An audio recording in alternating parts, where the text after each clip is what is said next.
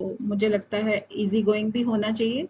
जो स्लाइड्स में जाता है ना, तो खुद से भी पढ़ेंगे तो अच्छे से समझ में आ जाएगा, जहां तक मेरा ख्याल है।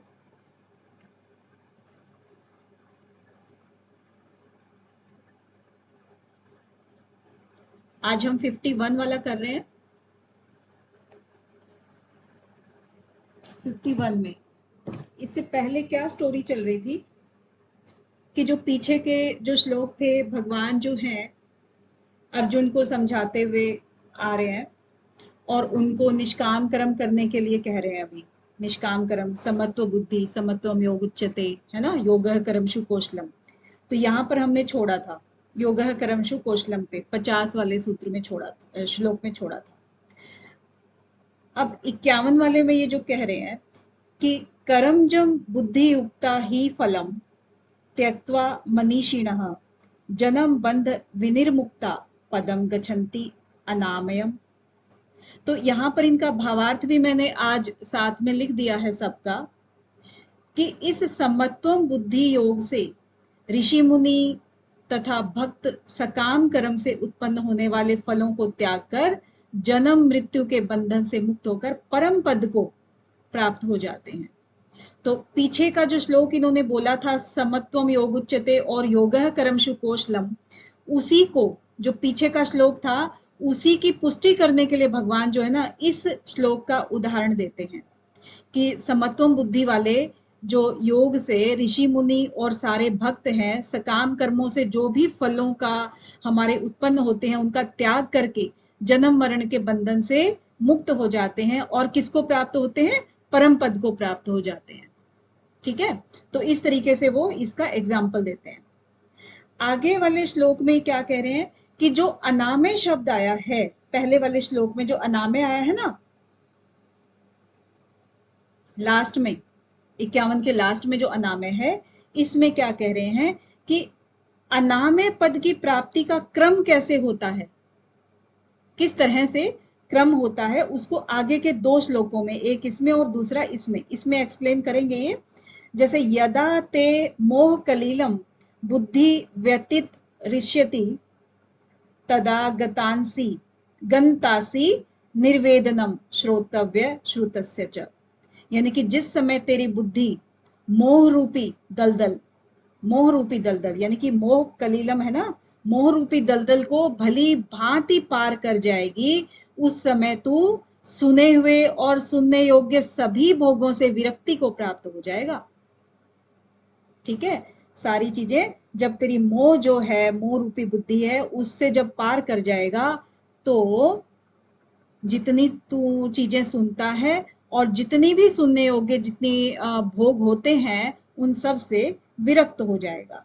इसके आगे वाले श्लोक में फिर कहते हैं कि 2 श्लोकों में इन्होंने इस क्रम को बताया था। तो आगे में क्या कहते हैं कि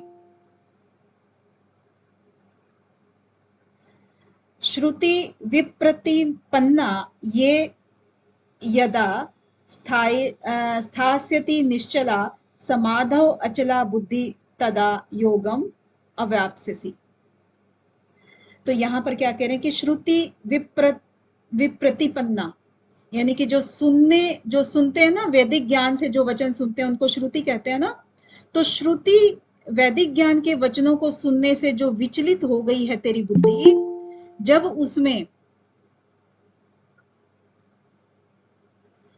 उसमें एक निष्ठ और स्थिर हो जाएगी, तब तू आत्म साक्षात्कार करके उस दिव्य चेतना रूप परमात्मा को प्राप्त हो जाएगा। क्योंकि जो इन्होंने कहा था कि परमात्मा को प्राप्त होना है, उसकी बात कर रहे हैं। तो एक तो क्या था, मोह कलिल, और एक श्रुति विप्रपन्ना, यानी कि जो मोह रूपी दलदल है और जो आप वैदिक ज्ञान जो आपका है, सुनने से जो बुद्धि विचलित हो जाती है, उससे कैसे निदान पाया जाए उसकी बात कर रहे हैं। तो इसके आगे फिर अर्जुन के मन में, क्योंकि ये जो है ना मोह कालिक और श्रुति विप्रपत्ति दूर होने पर योग को प्राप्त हुए जो भी बंदे इन दोनों चीजों से दूर होकर के योग को प्राप्त हो जाते हैं, तो ऐसे मनुष्य जो स्थिर बुद्धि वाले हो जाते हैं, उनके विषय में अर्जुन को उत्सुकता हुई कि ऐसे स्थिर बुद्धि वाले पुरुष के विषय में आप बताएं। तो उसके बारे में फिर क्या कहते हैं आगे कि स्थित प्रज्ञस्य का भाषा समाधिस्थस्य केशवः स्थित स्थित धी किम प्रभाषेत किम आसीत व्रजेत किम। यानी कि अर्जुन ने क्या पूछा कि हे केशव, अध्यात्म में लीन स्थिर बुद्धि वाले मनुष्य के क्या लक्षण होते हैं, वह स्थिर बुद्धि मनुष्य कैसे बोलता है, किस तरह से बैठता है और किस प्रकार चलता है। तो एक ही श्लोक में उसने कितने सारे क्वेश्चन पूछ लिए, देखिए कि क्या लक्षण है, स्थिर बुद्धि वाले मनुष्य कैसे बोलता है, किस तरह से बैठता है और किस प्रकार चलता है। तो उसके बाद भगवान फिर उसके क्वेश्चन का उत्तर देते हैं। कहते हैं कि प्रजाहति यदा कामान सर्वान पार्थ मनोगतान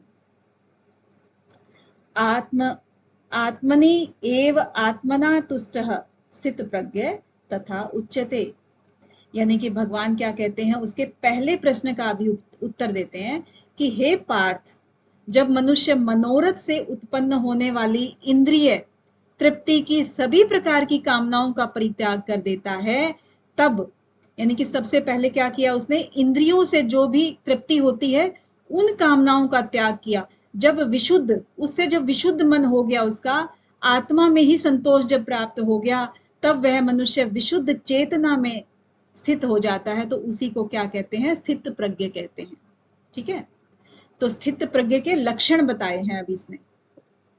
ओके, नेक्स्ट आगे के 2 श्लोकों में, इसमें और इसमें आगे के 2 श्लोकों में इन्होंने बताया कि वो बोलता कैसे है। यहां पर आया ना कि स्थिर बुद्धि मनुष्य कैसे बोलता है। दूसरा क्वेश्चन ये है, दूसरे क्वेश्चन के आगे फिर आगे 2 श्लोक हैं इसके कि दुखेशु अनु उद्गिन मना सुखेशु विगत स्पृह वीतराग भय क्रोध स्थित धी मनु उच्यते।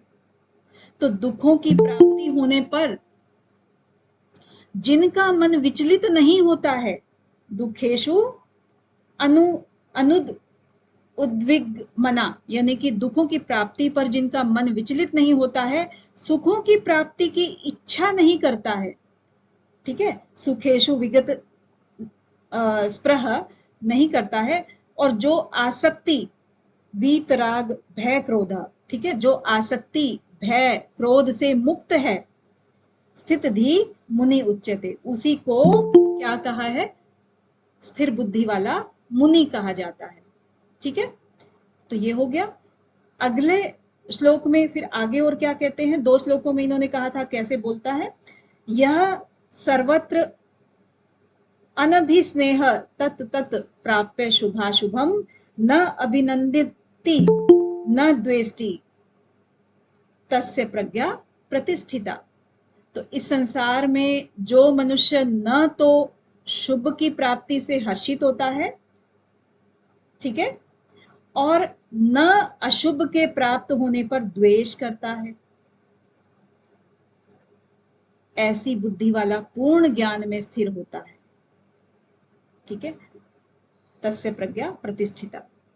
इसके बाद फिर क्या कहते हैं, अब आगे के श्लोक में, इस श्लोक में स्थित प्रज्ञ कैसे बैठता है। अब ऊपर वाला जो एक था, यहां पर तीसरा क्वेश्चन आ गया है ये वाला, किस प्रकार बैठता है। बैठता किस तरीके से है कि यदा संहरते च अयम कूर्मः अंगानि इव सर्वशः इंद्रियाणि इंद्रियार्थेभ्य तस्य प्रज्ञा प्रतिष्ठिता।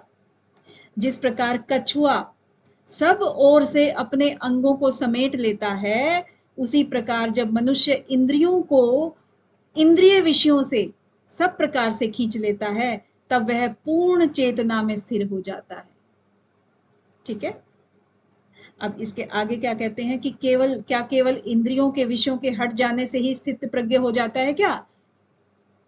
सिर्फ यही नहीं, इसके आगे के श्लोक में और एक्सप्लेन कर रहे हैं कि विषया निर्वितन्ते निहारस्य देहिना रस वर्जम रसः अपि अस्य परम दृष्ट्वा वर्तते। तो यहाँ पर कह रहे हैं कि इंद्रियों द्वारा विषयों को ग्रहण न करने वाले मनुष्य के विषय तो मिट जाते हैं, परंतु उनमें रहने वाली आसक्ति बनी रहती है। तो ऐसे स्थिर बुद्धि वाले मनुष्य की आसक्ति भी परमात्मा का साक्षात्कार करके मिट जाती है। तो सिर्फ यही काफी नहीं है कि एक बार देख लिया और उसके अंदर विलीन होना है। इसके बाद आज का आखिरी है कि रस की निवृत्ति न हो तो क्या आपत्ति है। इसके बारे में श्लोक में आगे बताते हैं कि यततः ही अपि कौन्तेय पुरुषस्य विपश्चितः इंद्रियाणि प्रमाथिनी हरन्ति प्रसभम मनः। तो यहाँ पर कह रहे हैं कि हे अर्जुन, इंद्रियां इतनी प्रबल और वेगवान हैं कि जो मनुष्य इंद्रियों को वश में करने का प्रयत्न करता है, उस विवेकी मनुष्य के मन को यह भी बलपूर्वक हर लेती हैं। कहने का मतलब ये है कि कितना भी विवेकी पुरुष हो, उससे भी प्रबल होती हैं इंद्रियां। अगर उसको पूरे मनोबल से ना हरा जाए तो वो काबू में नहीं आती है। ठीक है, तो अब कल अपना ये वैसे कंप्लीट हो जाएगा दूसरा अध्याय। उसके बाद एक बार शुरू से आखिर तक फिर से रिपीट कर देंगे ताकि ये और पक्का हो जाए। ठीक है,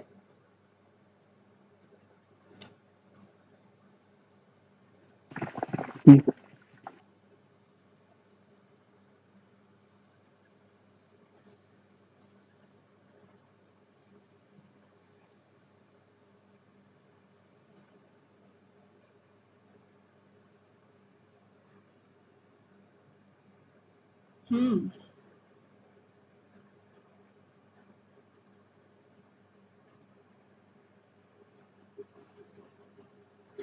तो आज कौन पढ़ के सुनाएंगे?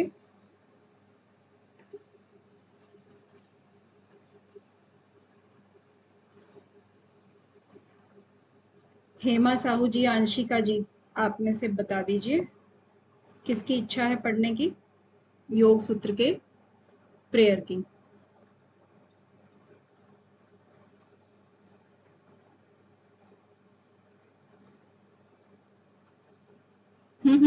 मैं पढ़ दूं? हाँ, बाद में तो देखिए पढ़ाना ही है सबसे। परवीन जी आप पढ़ दीजिए, चलिए।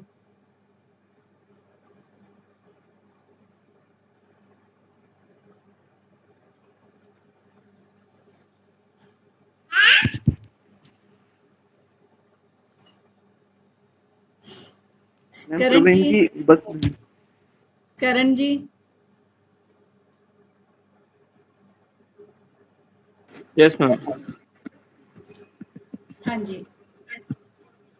योगेन चित्तस्य पदेन वाचां मलं शरीरस्य च वैद्यकेन योपाकरोत्तं प्रवरं मुनीनां पतञ्जलिं प्राञ्जलिरान्तोऽस्मि आबाहुपुरुषकारं शङ्खचक्रासिधारिणं सहस्रशीर्षं श्वेतं तत्प्रणमामि पतञ्जलिं तत्प्रणमामि पतञ्जलिं।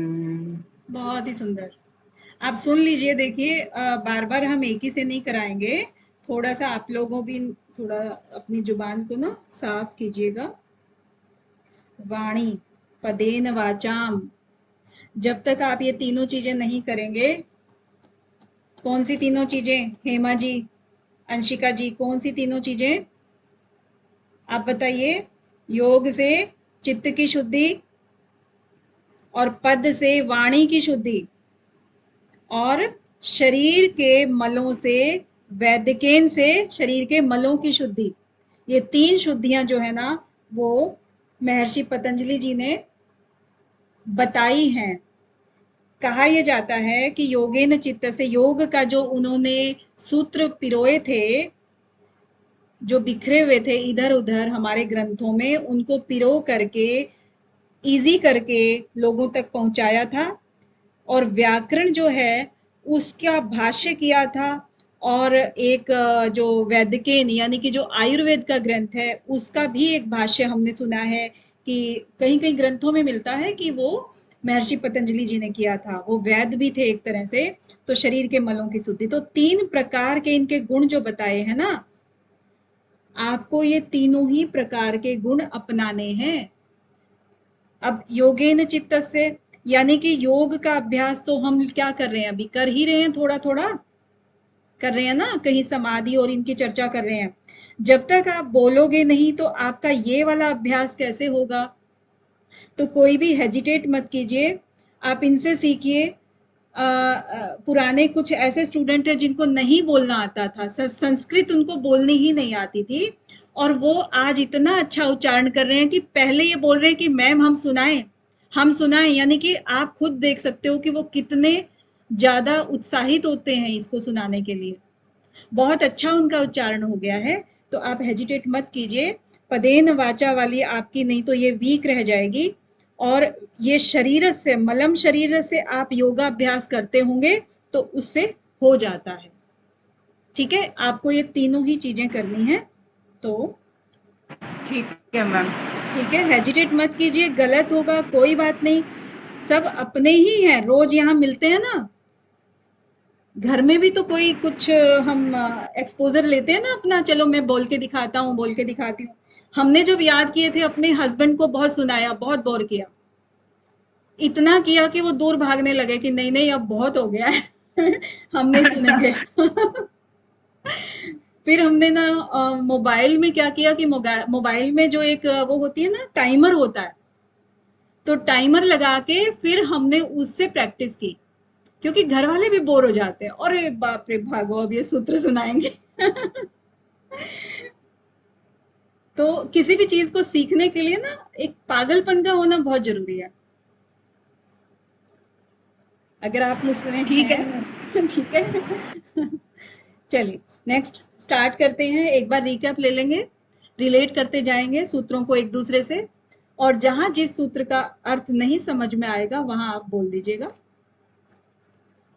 अथ योग अनुशासनम, योग का नाम लिया गया है। ठीक है, योग को शुरू करते हैं। उसके बाद योग क्या है, योगस्य चित्त वृत्ति निरोधा, योग को यहाँ पर नाम लिया ना दोबारा से, योग चित्त की वृत्तियों का निरोध है। तदा, तदा मीन्स इसी को कह रहे हैं कि जो योगस्थ हो गया है, जो चित्त की वृत्ति में अपनी चित्त की वृत्ति का निरोध जिसने कर लिया है, वो अपने स्वरूप में स्थित हो जाता है। तदा दृष्टु स्वरूपे अवस्थानम। उसके बाद दूसरे लोग इत्रत्र, दूसरे लोग क्या है, वृत्ति के समरूप ही होते हैं। ठीक है, इसके आगे ये क्या हुआ, शो नहीं हो रहा है क्या, स्क्रीन पे कुछ आ नहीं रहा। मैम शो हो रहा है प्रॉपर तरीके से सब अच्छा कुछ। अच्छा, हाँ अब हुआ है, मेरे में थोड़ा सा डिले हो गया था। तो नेक्स्ट, वृत्ति सारूप्यम इत्रत्र, वृत्ति के समरूप जो है ना बाकी लोग दिखाई पड़ते हैं।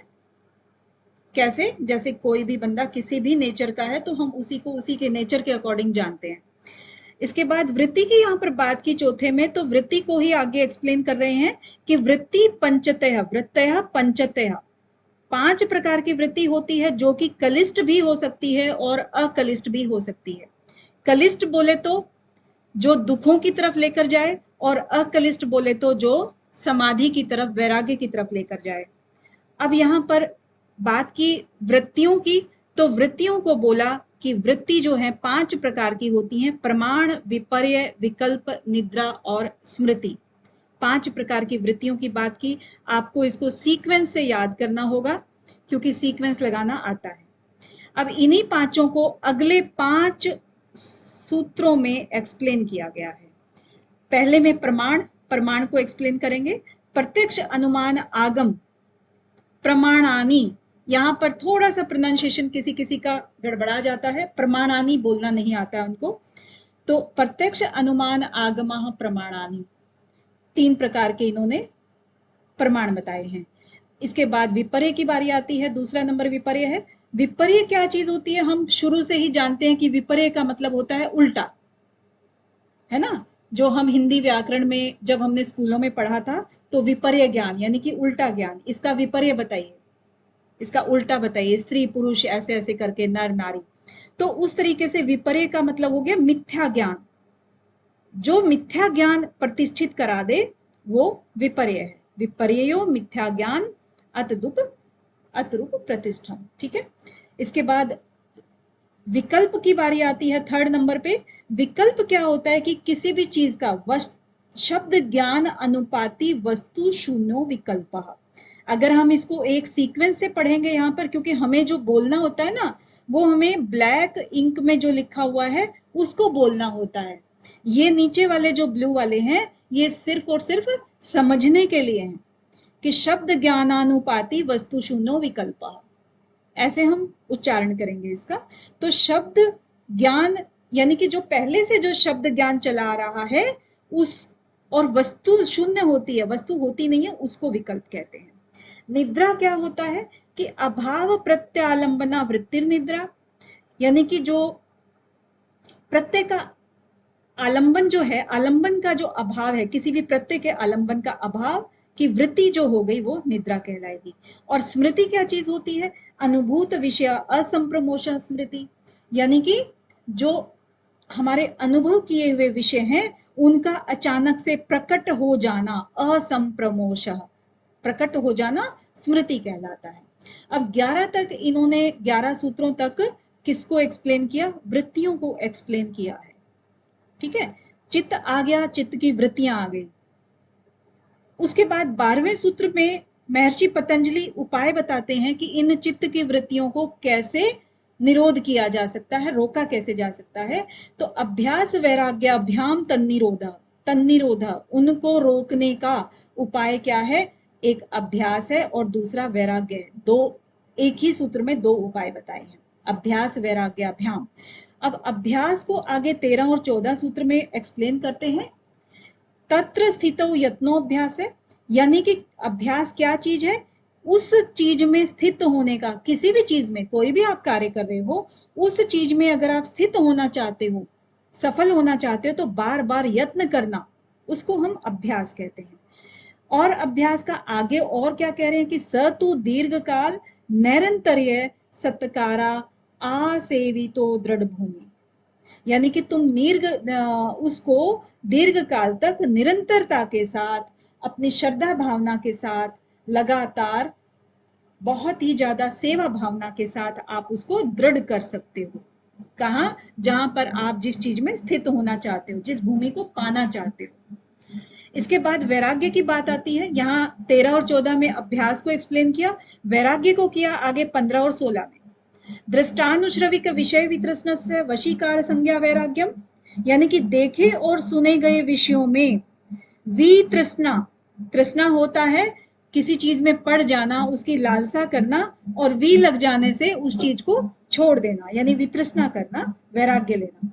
तो देखे और सुने गए विषयों में वैराग्य कर लेना, कौन सा वैराग्य कहलाता है? वशीकार वैराग्य कहलाता है। ठीक है, इसके बाद ये जो देखे और सुने गए विषय आए हैं अभी तक, देखिए, तो उसको हम दूसरे शब्दों में अपर वैराग्य भी बोलते हैं। क्वेश्चन में 3-4 तरह के क्वेश्चन घुमा फिरा कर इसी एक सूत्र में से बन जाते हैं कि अपर वैराग्य क्या है, वशीकार वैराग्य क्या है, या फिर अपर वैराग्य के अंतर्गत क्या क्या चीजें आती हैं, दृष्ट और अनुश्रविक। ठीक है, इस तरह के 3-4 तरह के क्वेश्चन इसमें बन सकते हैं। 16वें में क्या कह रहा है कि तत्परम पुरुष ख्यातिर गुण वितृष्णम, गुणों में भी जब वितृष्णा हो जाए, और गुणों में वितृष्णा कब होती है? जब हम सूक्ष्मता की ओर बढ़ते हैं। सूक्ष्मता कैसे? जैसे कि हम स्थूल अवस्था में अभी रह रहे हैं, हमारे सामने सब चीजें हैं, धीरे धीरे हम मन के ऊपर जाएंगे, मन से हम आनंद में जाएंगे, और आनंद से हम अस्मिता में जाएंगे। तो वो जो अस्मिता है वो वितर्क से लेके बहुत ज्यादा सूक्ष्म है। तो इसी तरह से प्रकृति की जब स्टार्टिंग होती है तो 3 गुणों से होती है, सत्वरजतम, तो उनको कहते हैं गुण। तो गुण वैतृष्णम, जब हम उन गुणों से भी वितृष्णा हो जाती है तब लास्ट में फिर वो क्या होता है? पर वैराग्य आता है, और पर वैराग्य आने से उस पुरुष का ज्ञान हो जाता है। कौन सा पुरुष? जो हमारे अंदर बैठा है, या फिर पुरुष और प्रकृति के अंदर भेद का ज्ञान हो जाता है। ठीक है, 17वें में यहाँ पर अभ्यास और वैराग्य हमारे कंप्लीट हो गए, उनकी एक्सप्लेनेशन। आगे जो बात कर रहे हैं वो संप्रज्ञात समाधि की और असंप्रज्ञात समाधि कह रहे हैं कि संप्रज्ञात समाधि किसे कहते हैं। संप्रज्ञात में वितर्क विचार आनंद अस्मिता रूप अनुगमात संप्रज्ञात। तो संप्रज्ञात समाधि के अंदर हमें 4 स्टेजेस, 4 सीढ़ियां हमें चढ़नी पड़ती हैं। सबसे पहले वितर्क जो स्थूल है, उससे सूक्ष्म क्या है, विचार है, उससे सूक्ष्म आनंद है और उससे भी ज्यादा सूक्ष्म अस्मिता है। तो इन 4 सीढ़ियों को क्रमशः हम जब क्रॉस करते हैं, चढ़ते हैं, वो तब संप्रज्ञात समाधि हमारी घटित होती है। इसके बाद हमारा आता है विराम प्रत्यय अभ्यास पूर्व संस्कार शेषो अन्य। अब इन चारों चीजों से जब अभ्यास कर लेंगे, जो अभ्यास पूर्व बोला ना, जो हमने पूर्व में जो अभ्यास किया, ये वाला जो पूर्व में अभ्यास किए, उससे जब हमारे प्रत्ययों पर विराम लग जाता है, तब सिर्फ हमारा जो आकार है, जिस भी आकार में हम हैं, मनुष्य आकार में है या किसी पक्षी आकार में है या किसी भी आकार में है, वो सिर्फ हमारा आकार भर शेष रह जाता है, तो वो अन्य है। और अन्य का मतलब यहाँ पर क्या लिया गया है, अगर यहाँ पर हमने संप्रज्ञात शब्द का यूज किया है तो यहाँ पर फिर अन्य का मतलब असंप्रज्ञात हो गया। ठीक है, इसके आगे फिर हम देखते हैं 19 और 20वें श्लोक सूत्र में 19 में क्या कहते हैं कि जो साधक होते हैं वो किस किस प्रकार से इन समाधियों को प्राप्त करते हैं, जो कि समाधि बताई संप्रज्ञात और असंप्रज्ञात। कौन कौन से साधक होते हैं? एक तो होते हैं पूर्व जन्म के साधक। पूर्व जन्म के साधकों का जो जन्म होता है वो सिर्फ और सिर्फ असंप्रज्ञात समाधि को प्राप्त करने के लिए होता है। वो ऐसी ही जगह पे जन्म लेंगे जहां पर उनको उसके अनुकूल वातावरण मिल जाए। भव प्रत्यय, उनका जो भव में आने का जो कारण है, भव मतलब संसार, उनका जो भव में आने का कारण है वो यही है। और क्योंकि उन्होंने समाधि को बीच में ही छोड़कर जो विदेह को प्राप्त हो गए थे या प्रकृति में विलीन हो गए थे, उनका जो संसार में आने का कारण ही संप्रज्ञात को, असंप्रज्ञात समाधि को प्राप्त करना है। दूसरे प्रकार के कौन से साधक होते हैं कि श्रद्धा वीर्य स्मृति समाधि प्रज्ञा पूर्वक इतरेशम। तो जो इस जन्म में जिनको योग्य गुरु मिल गए, योग्य उनको कोई ऐसा ग्रुप मिल गया जिससे कि वो उनके मन में विचार आया कि उनको समाधि लेनी है, तो उनके लिए 5 उपाय बताए हैं कि इस जन्म में भी कोई भी असंप्रज्ञात समाधि को प्राप्त हो सकता है जिसका पूर्व अनुभव नहीं होता है। उसको ये 5 स्टेप्स फॉलो करने होते हैं, श्रद्धा, वीर्य, स्मृति, समाधि और प्रज्ञा। इनको साधन पंचक भी बोलते हैं, साधन पंचक। इन साधन पंचक को फॉलो करते हुए कोई भी साधक असंप्रज्ञात समाधि को प्राप्त कर सकता है। 21वें में क्या कह रहे हैं, 21 में कि जिसकी जैसी गति होगी, साधना की गति, जिसकी जैसी गति होगी वो उतनी ही जल्दी अपनी मंजिल को पा लेगा। तीव्र संवेगा नाम आसन्न।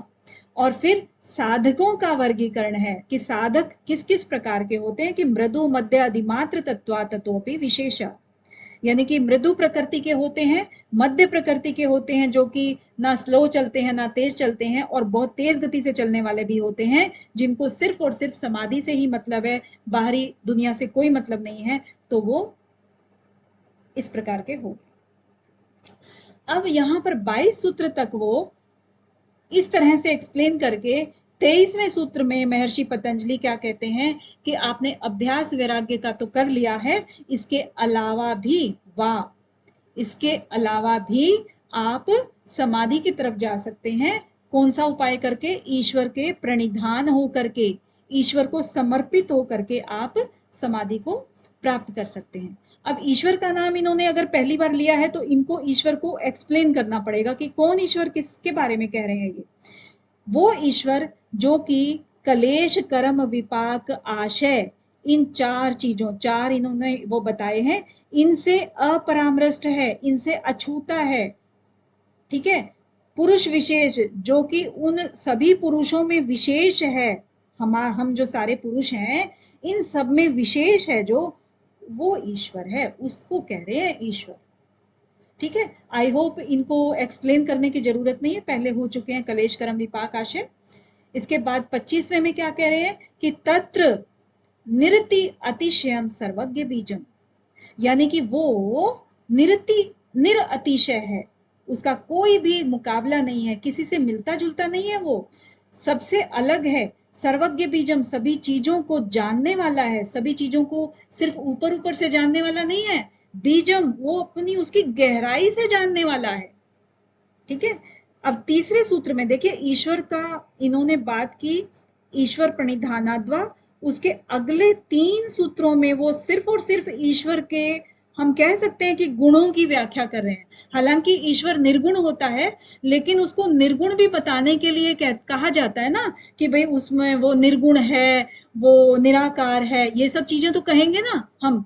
तो उस तरीके से 3 सूत्रों में वो उसकी विशेषता को बताते हैं कि ये 3 सूत्रों में उनकी क्या विशेषताएं हैं। तो 2 सूत्र एक्सप्लेन हो चुके हैं, तीसरे में क्या कह रहे हैं कि पूर्वेशाम अपि गुरु कालेन अनवच्छेदात, यानी कि जो पूर्व में भी स भी लिखा है कहीं कहीं, स पूर्वेशाम अपि, यानी कि वह, स का मतलब है वह, ईश्वर के बारे में कह रहे हैं।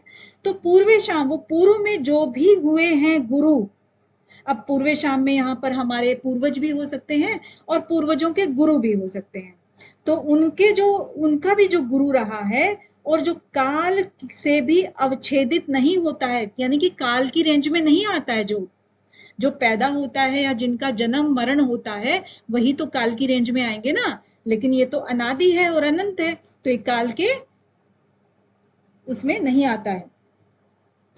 अब उसको कहते क्या है 27वें सूत्र में देखिए, तस्य वाचक प्रणव, उसको प्रणव के नाम से पुकारा जाता है, प्रणव कहा जाता है उसको। ठीक है, तो प्रणव कहा जाता है। अब यहाँ पर सूत्र संख्या पूछी जाती है कई बार कि तस्य वाचक प्रणव की सूत्र संख्या बताइए, ईश्वर प्रणिधानाद्वा की सूत्र संख्या बताइए। तो इसी तरह से आपको इसलिए सूत्रों का याद करना और भी ज्यादा जरूरी हो जाता है। इसके आगे देखिए प्रणव इन्होंने कह दिया है। 28वें में फिर क्या कह रहे हैं कि पूरा इन्होंने ईश्वर को एक्सप्लेन कर दिया है। फिर कहा है कि तत् तत् जपस तदर्थ भावनम, यानी कि उसको जप करना चाहिए, उसका जप करना चाहिए। किसका जप? जो ईश्वर की बात कर रहे हैं इससे पहले, उसका जप करना चाहिए उसकी अर्थ भावना के साथ।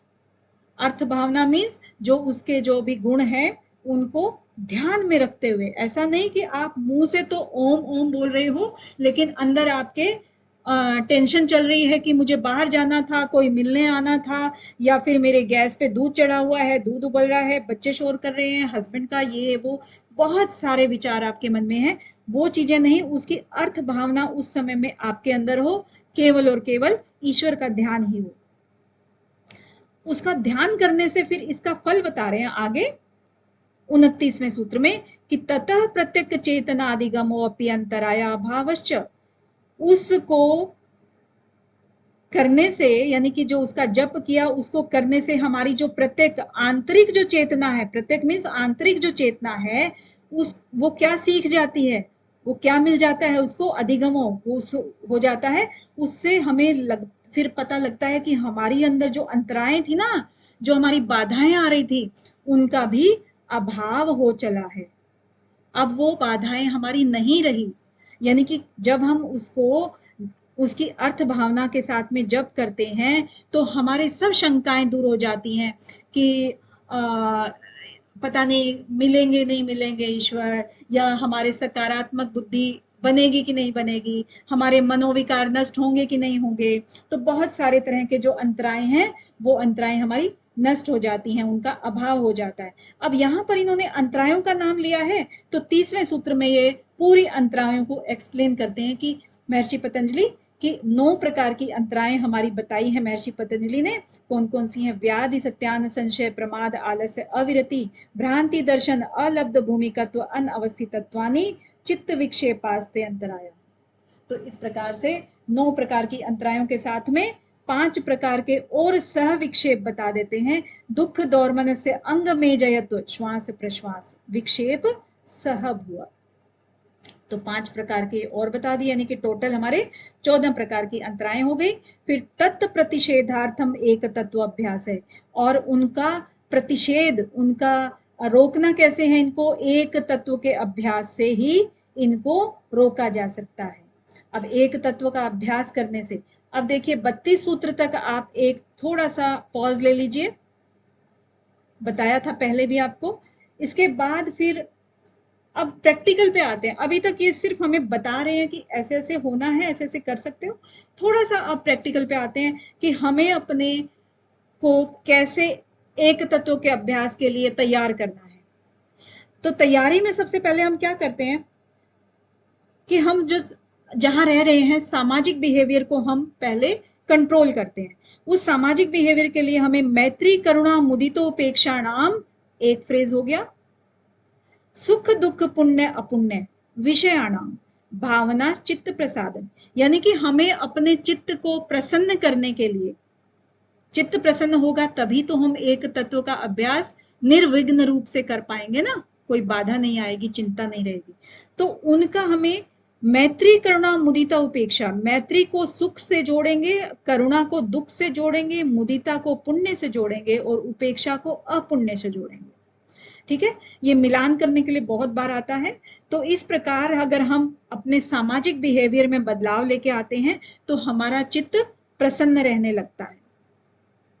इसके आगे फिर नेक्स्ट स्टेप क्या होता है कि जब हम बाहरी वातावरण को थोड़ा सा कंट्रोल कर लेते हैं, उसके बाद का अभ्यास जब हम करते हैं प्रच्छर्दन विधारणाभ्याम वा प्राणस्य वा, यानी कि अन्य उपाय है ये, इसके अलावा अन्य उपाय है वा प्राणस्य, यानी कि प्राणों को हम बाहर फोर्सफुली निकाल करके प्रच्छर्दन करके उसको वी धारण, धारण होता है धारण करना, लेकिन वी के आगे कर दिया है, वी लगा दिया है, तो इसका मतलब वहीं पर आपको रोक देना है, सांस वापस नहीं लेनी है उस टाइम के लिए। तो फिर उससे जो चित्त में जो एक प्रकार की मूर्छा टाइप या उस टाइप का जब आ जाता है तो वो भी हमारे चित्त को विचारों से वृत्तियों से क्लीन कर देता है। ठीक है, अब इसके अलावा फिर एक और उपाय बता रहे हैं। अब एक और उपाय का पहचान क्या है, वाह आ गया है फिर से, विषयवती व प्रवृत्तिरुत्पन्ना मनसः स्थिति निबंधिनी, यानी कि जो विषयवती है, जो विषय जो हम लेते हैं अपनी इंद्रियों से, जो विषय ग्रहण करते हैं, तो उनकी जो प्रवृत्ति होती है, जैसे कि हमें गंध है, कोई भी इतनी दिव्य गंध हमने सूंघ ली है तो हमारा मन भाग भाग के वहीं पर जाता है। कोई भी हमें कोई भी इस तरह की आंखों से हमने कोई ऐसी चीज देख ली है जो कि बार बार बहुत ही अच्छी लगी है, सात्विक प्रवृत्ति लेकर आ रही है, तो वो विषयवती प्रवृत्ति होती है। उनसे जो उत्पन्न मन होता है वो भी स्थिति को, अपने मन को बांधने वाला हो जाता है। ठीक है, वो भी मन को इधर उधर नहीं भटकाता है, बार बार हमें सात्विकता की ओर लेकर आ जाता है। 36वें में फिर आगे एक वाह अन्य उपाय बता देते हैं। उसमें कहते हैं कि विशोका व ज्योतिषमती, विशोका होता है शोक रहित, यानी कि जो ज्योतिषमती है, जो ऐसी ज्योति जो कि आपको आनंदित कर दे, उस प्रकार का भी आप आलंबन लेकर के आगे बढ़ सकते हैं। फिर है वीतराग विषम व चित्तम, यानी कि इसमें भी वाह आ गया है। तो जो वीतरागी हो गए हैं, जो राग द्वेष से हट गए हैं, जो भी ऋषि मुनि या जो हमारे गुरुजन, उनका भी विषय बना करके आप मन में रख करके चित्त को स्थिर कर सकते हो, शुद्ध कर सकते हो। 38वें में कहते हैं कि स्वप्न निद्रा ज्ञान आलंबनम वा, यानी कि जो स्वप्न निद्रा, निद्रा के अंदर जो आपने स्वप्न में जो भी ज्ञान लिया, कई बार होता है कि हमें स्वप्न में किसी देवी देवता के दर्शन हो जाते हैं, तो जब वो आपके बहुत गहरी छाप छोड़ जाते हैं, बहुत आनंदित कर जाते हैं, तो उसका भी आलंबन बना करके आप समाधि की तरफ, वैराग्य की तरफ प्रवृत्त हो सकते हैं।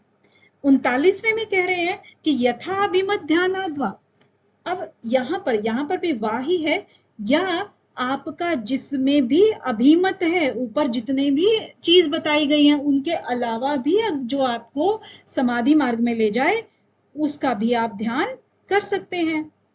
40वें में फिर इनका क्या करते हैं, परिणाम बता देते हैं या फल बता देते हैं 40वें सूत्र में कि परमाणु परम महत्वांतो से वशीकार है। यानी कि जो चित्त को अगर आपने ये सब कर लिया तो आप परमाणु यानी कि छोटे से छोटा और बड़े से बड़ा उसमें आप क्या कर सकते हैं, महत्वान, तो उसमें आप स्थित हो सकते हो या आप उसका महत्व जान सकते हो या उसकी आप गहरी ज्ञान ले सकते हो। तो इस तरीके से 40 सूत्र हमारे, ये तो सिर्फ हमारा क्या हुआ, रिवीजन हुआ है। ठीक है, आज 41वें सूत्र से हमने स्टार्ट करना है। अब यहां पर 41 में देखिए कि क्षीण वृत्तेर अभिजातस्येव मणे गृहीत ग्रहण ग्राहेषु तद स्थित जनता समापत्ति। अब यहां पर एक शब्द आया है समापत्ति। समापत्ति क्या होता है, देखिए दो चीजें होती हैं, एक होती है समाधि और एक होती है समापत्ति।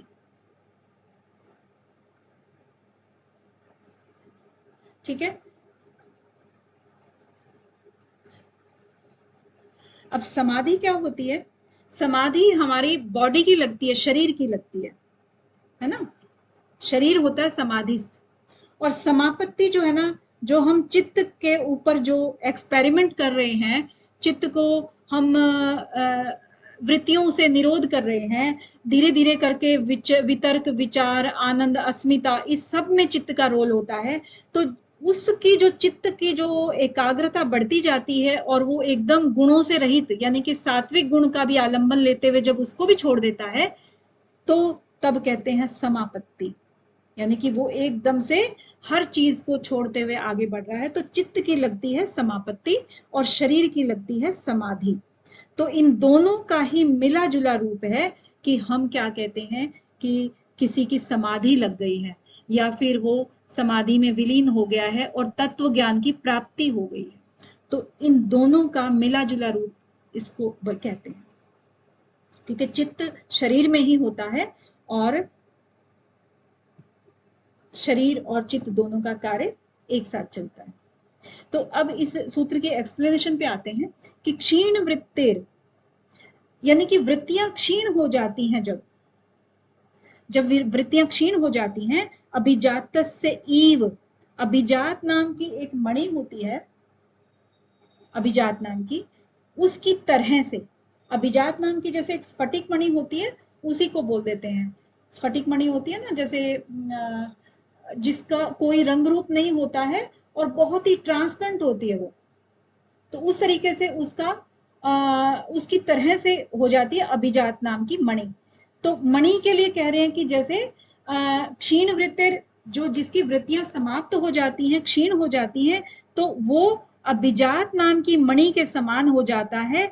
ग्रहित ग्रहण ग्राहेषु, चाहे वो ग्रहित, चाहे ग्रहण और चाहे ग्राहेषु, ये तीन प्रकार के आलंबन होते हैं। इन्हीं आलंबनों में कोई भी आलंबन लेकर जब वो योगी आगे बढ़ता है तब वो उसी में स्थित हो जाता है, तत्स्थित, उसी में स्थित हो जाता है और अजंता, उसी के समान दिखाई पड़ने लगता है। उसको क्या कहते हैं, समापत्ति।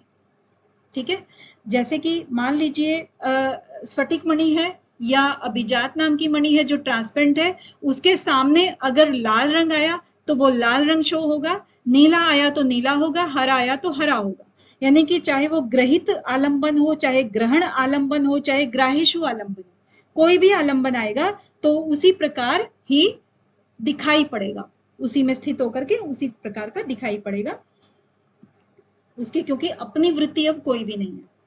ठीक है, अब थोड़ा सा हम देख लेते हैं कि ग्रहित ग्रहण ग्राहेषु ये आलंबन कौन कौन से होते हैं, मालूम है किसी को? किसी को पता है क्या? चलिए, नहीं कोई बता रहे हैं तो हम ही बता देते हैं। मुझे लग रहा है सिर्फ मैं ही पढ़ रही हूं और मैं ही सुन रही हूं। चलिए ठीक है, अब इसमें क्या है कि पहले देखते हैं हम ग्रहित। ग्रहित क्या होता है, जो सबसे पहले इसने लिखा ना, ग्रहित, ग्रहित्र। ग्रहित्र होता है जो पुरुष का जो चित्त है ना, उसके माध्यम से हम किसी भी चीज को ग्रहण करते हैं, यानी कि ज्ञाता, जो भी ज्ञाता होता है उसको ग्रहित बोलते हैं, ज्ञाता जो जानने वाला होता है, ऐसे।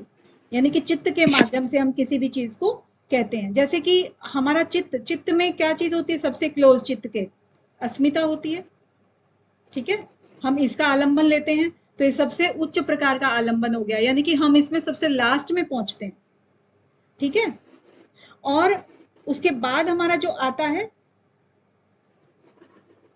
ग्रहण।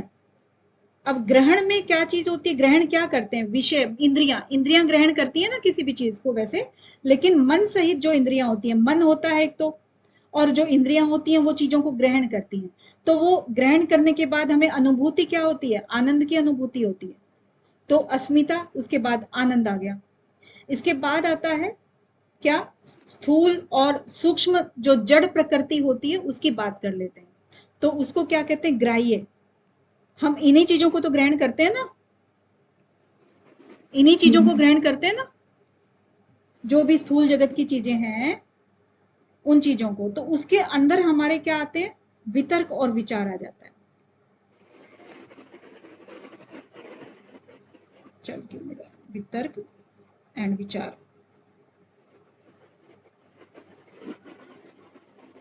वितर्क और विचार, ठीक है, ये आ गया हमारा।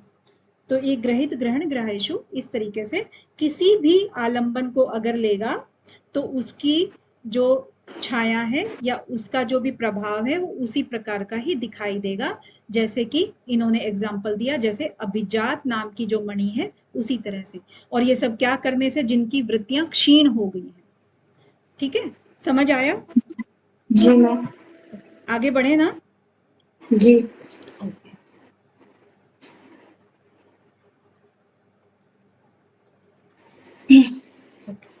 अब आता है नेक्स्ट 42वां। 42 में क्या कह रहे हैं कि तत्र शब्द अर्थ ज्ञान विकल्पई संकीर्णा सवितर्का समापत्ति। तत्र, अब यहां पर देखिए पहले क्या है? ग्रहित ग्रहण ग्राहेशु जो इन्होंने बोला, इन्होंने सब चीजें बोली। अब इसके अंदर उससे क्या होता है? शब्द अर्थ और ज्ञान, इनका विकल्प जब बना रहता है तो उसको कहते हैं संकीर्ण, उसको सवितर्क समापत्ति बोलते हैं, ठीक है। अब क्योंकि पहले इन्होंने क्लियर कर दिया, एक 41 सूत्र तक एक थोड़ी सी अलग बात थी, अब यहां पर करेंगे सवितर्क निर्वितर्क, सविचार निर्विचार, इनको व्याख्या करेंगे इनकी, इसके लिए तैयार रहेंगे। तो सवितर्क को सबसे पहले लेते हैं, क्योंकि वितर्क क्या है? सबसे छोटी चीज है ना, सबसे पहली सीढ़ी है वितर्क, मालूम है ना? जी मैम। हाँ। जी। तो वितर्क में भी एक सवितर्क आता है और एक निर्वितर्क आता है, ठीक है। अब सवितर्क में क्या चीज होती है कि उसमें शब्द और एक अर्थ और एक ज्ञान, ये तीन चीजें होती हैं किसी भी वितर्क में। सवितर्क यानी कि वितर्क के साथ। अब यहां पर तीन चीजें हुई। मान लीजिए कि कोई एक शब्द है, शब्द में आप कोई भी शब्द ले सकते हो, सेव ले सकते हो, गाय ले सकते हो, बिल्ली ले सकते हो, कुत्ता ले सकते हो, कोई भी चीज ले लो। मान लीजिए आपने गाय शब्द लिया, शब्द गाय हो गया। उसका अर्थ क्या हुआ कि गाय की 4 टांगे होती हैं, गाय का दूध बहुत अच्छा होता है, वो एक जानवर है, सफेद या लाल रंग का हो सकता है या ब्राउन हो सकता है। इस तरह के जो हमारा ज्ञान है, वो चारा खाती है, मतलब जितना भी गाय के बारे में ज्ञान है वो ज्ञान में हमारा आ गया, ठीक है, जो उसकी जी। वो चीज होगी। अब अर्थ क्या है? जब भी हम उसको देखते हैं कि गाय जो है, गाय का चित्र हमने देखा, चित्र होता है ना, बच्चों को पढ़ाते हैं कि गाय का चित्र दिखा करके उसको पूछते हैं कि ये क्या है, तो उसका एक तरीके से अर्थ ही हो गया ना। तो एक चित्र हो गया, एक शब्द के रूप में लिखा जाता है और एक उसका ज्ञान होता है। 3 प्रकार की चीजें हमारे सामने हो गई। अब 3 प्रकार की चीजों में शब्द अर्थ ज्ञान विकल्पई, ठीक है। विकल्पई में क्या कह रहे हैं ये कि जब हम किसी भी चीज का वितर्क का आलंबन लेते हैं, ध्यान करते हैं ना, हम मेडिटेशन करते हैं जब, तो सबसे पहले हमने वितर्क की स्टेप के ऊपर मेडिटेशन स्टार्ट किया, लेकिन हम शुरू में ही जब हम बहुत ही आरंभिक अभ्यासी होते हैं तो हम सबसे पहले आंख बंद करके गहरे ज्ञान में, अस्मिता में ध्यान नहीं कर सकते हैं। सबसे पहले हमें किसी भी चीज का आलंबन लेना होता है। सामने अगर कृष्ण जी की मूर्ति है, राम जी की मूर्ति है, हनुमान जी की मूर्ति है, देवी माँ की मूर्ति है, तो आप उस पर ध्यान करोगे, ठीक है, उस पर ध्यान करोगे, देख के आंखें खोल करके ध्यान करोगे। आपने कृष्ण जी की मूर्ति ली, उसके ऊपर ध्यान किया और कंसंट्रेट करने की कोशिश की, फिर उसका जो ज्ञान था आपके मन में कि ये वहां जन्मे थे, इनके ये गुण थे, इन्होंने ये काम किए, ये सब चीजें हो गई। चित्र आपके सामने है और शब्द आपके सामने है, शब्द है कृष्ण, ठीक है, शब्द हो गया, ज्ञान हो गया और अर्थ हो गया, सामने है। तो उन तीनों चीजों का, आप तीनों चीजों को शुरू में देखोगे कि आपने कृष्ण जी को देखा है, मूर्ति देखी है, उनका ज्ञान आपको है और शब्द आपके सामने है। जब वो तीनों चीजें, शब्द, अर्थ, ज्ञान का विकल्प ये एक धारा है मान लीजिए ज्ञान की, और यहां पर आप ध्यान कर रहे हैं तो यहां पर आपका शब्द भी बह रहा है, कभी कभी अर्थ भी बह रहा है और ज्ञान भी बह रहा है। यानी कि कभी तो आपके मन में, दिमाग में, चित्त में शब्द आ जाता है, कभी उसका अर्थ आ जाता है, कभी उसका ज्ञान आ जाता है। यानी कि एक चीज नहीं है, आपकी तीनों चीजें बार बार फ्लो कर रही हैं। तो उसको संकीर्णा, जब उससे वो संकीर्ण हो जाती है, मिली जुली हो जाती है चीजें, तो उसको कहते हैं सवितर्क समापत्ति। ठीक है जी मैम। आगे बढ़े, ये क्लियर हुआ? क्योंकि इसका जी मैम। इसीलिए क्लियर होना जरूरी है कि इन चीजों का बाद में भी काम पड़ेगा, ठीक है। जिसको नहीं क्लियर हो अभी पूछ लें, नहीं तो बाद में भी पूछ लेंगे, चलेगा, ऐसा नहीं है, मैं कभी भी इनकार नहीं करने वाली हूं। चलिए अब इसी को फिर थोड़ा सा और देखते हैं कि आगे क्या कह रहे हैं, क्योंकि इन तीनों चीजों को आपने देखा, इन तीनों चीजों का मिला जुला जब ज्ञान आगे बढ़ता है हमारी मेडिटेशन में, तो उसको सवितर्क समापत्ति बोलते हैं। फिलहाल के लिए हम इतना याद रखते हैं, ठीक है। इसके आगे 43 वाले सूत्र में क्या कहते हैं, ये 43 वाले में कहते हैं कि स्मृति परिशुद्ध हो और स्वरूप शून्य, अर्थ मात्र निर्भाषा, निर्वितर्क। अब देखिए यहाँ पे सवितर्क था, अब यहाँ पे निर्वितर्क। अभी हमने यहाँ पर स से नी कर दिया है, यानी कि कोई चीज हमने मिस कर दी है। यानी कि स्मृति परिशुद्ध हो, स्मृति हमारी जो है वो, स्मृति क्या थी, ज्ञान। स्मृति हमारा ज्ञान था, क्योंकि ज्ञान ही तो था जो कि हमें याद था कि इनमें ये गुण हैं और ये ऐसे ऐसे वैसे वैसे हैं, ठीक है ना, ज्ञान था। यानी कि स्मृति परिशुद्ध हो गई, स्मृति छूट गई। और स्वरूप शून्य, स्वरूप शून्य का मतलब है आपका शब्द, केवल अर्थ मात्र, अर्थ ये जो बीच वाला है ना, अर्थ मात्र निर्भाषा, केवल अर्थ मात्र आपका रह गया है। आपके सामने जब आप भी त्राटक करते हो या आपने कृष्ण जी की मूर्ति देखी थी, तो वहां पर आपने धीरे धीरे करके आपका मेडिटेशन थोड़ा सा स्ट्रांग हुआ, स्ट्रांग होने के बाद वो मूर्ति ब्लर्ड हो गई, ठीक है, या आपने त्राटक किया तब वो बिंदु ब्लर्ड हो गया, एक ही बात है। तो जब वो ब्लर्ड हो जाता है, स्मृति भी परिशुद्ध हो जाती है, केवल अर्थ मात्र रह जाता है कि हम सिर्फ और सिर्फ मेडिटेशन कर रहे हैं, कहीं एक जगह पे हमारा चित्त टिक गया है, तो उसको निर्वितर्क बोल देते हैं, यानी कि वितर्क नहीं रहा अब, तो उसको निर्वितर्क बोल देते हैं, ठीक है। आगे चलते हैं 44 में पे, अतएव इसी प्रकार से सविचारा निर्विचारा च सूक्ष्म विषया व्याख्याता। अब यहां पर के देखिए, वितर्क का मतलब सूक्ष्म से होता है ना, जो पहले बताई थी 4 सीढ़ियां बताई थी, ऐसे करके 4 सीढ़ियां थी ना, तो यहां पर था वितर्क। अब वितर्क के ही इन्होंने 2 पार्ट कर दिए थे, सवितर्क और निर्वितर्क। अगली सीढ़ी हमारी विचार की है, ठीक है।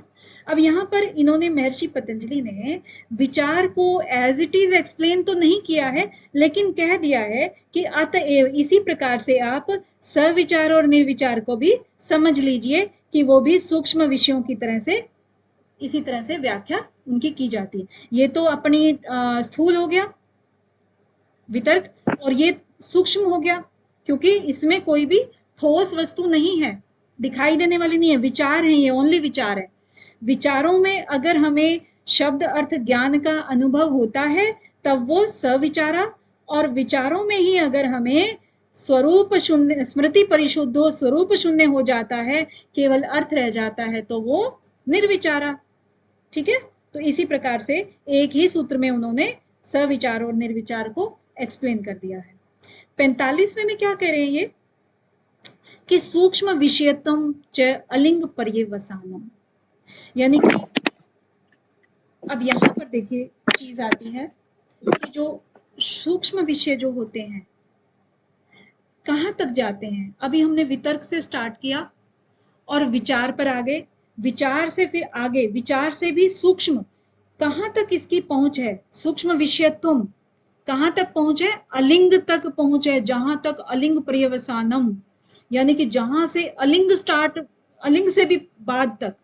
तो अलिंग कैसे है, जैसे सबसे यहां पर हम स्थूल से शुरू करते हैं। सबसे पहले स्थूल क्या है, हमारे पंच महाभूत हो गए ना, पंचभूत हो गए स्थूल, सबसे स्थूल, क्योंकि यही हमें दिखाई पड़ते हैं। ठीक है, उससे सूक्ष्म क्या हुआ, उससे सूक्ष्म हमारी क्या हो गई, आप बताते जाएं। इंद्रियां हो गई ना सारी, जी मैम। सारी इंद्रियां प्लस मन, ये सब हो गया। इससे सूक्ष्म क्या हुआ, जो तन्मात्राएं, हाँ, तन्मात्राएं, महत, बुद्धि, सब सब इसी में आ गया। ठीक है, इसी में आ गया। हम और सूक्ष्म पे चलते हैं तो हमारी क्या आ गई, अहंकार, अहंकार, है ना, महतत्व, है ना, महतत्व, हाँ महतत्व आ गया मान लीजिए। अब महतत्व से भी जो ऊपर है, अलिंग पर्यवसानम लिखा है यहाँ पर, यानी कि जहां अलिंग जो होता है, लिंग, महतत्व का क्या नाम है दूसरे शब्दों में, लिंग, मैम पट लिंग, लिंग होता है दूसरे शब्दों में। और अलिंग का नाम अगर इसने लिया है तो इट मीन्स अलिंग, लिंग से भी ऊपर है ये। और लिंग से ऊपर क्या होती है, मूल प्रकृति होती है प्रकृति, है ना। पुरुष, मूल प्रकृति में सत्व रजतम तीनों के तीनों इक्वल मात्रा में होते हैं, सत्व रज और तम, ये तीनों इक्वल मात्रा में होते हैं, इनमें कोई हलचल नहीं होती है, तो वो अलिंग हो गया। तो यहाँ पर साफ साफ लिखा है कि अलिंग पर्यवसानम, जो अलिंग तक जाते हैं सूक्ष्म विषय, वहां तक हमारा जो ध्यान है वो चला जाएगा। उसके बाद क्या घटित होगा, उसके बाद घटित होगा ता एव सबीज समाधि। और इस प्रकार जो अलिंग पर्यवसानम तक हमारा जो मन गया, चित्त गया, तब घटित होगी हमारी सबीज समाधि। और सबीज समाधि इज इक्वल टू संप्रज्ञात समाधि। संप्रज्ञात समाधि। रीजन इसका, क्योंकि अभी भी इसमें सत्व गुण बाकी है, क्योंकि सत्व गुण का आलंबन लेकर के ही उसने रज और तम को क्रॉस किया है और वो अलिंग तक जाने की कोशिश में है। ठीक है, इसके बाद 47, 48, 49, 50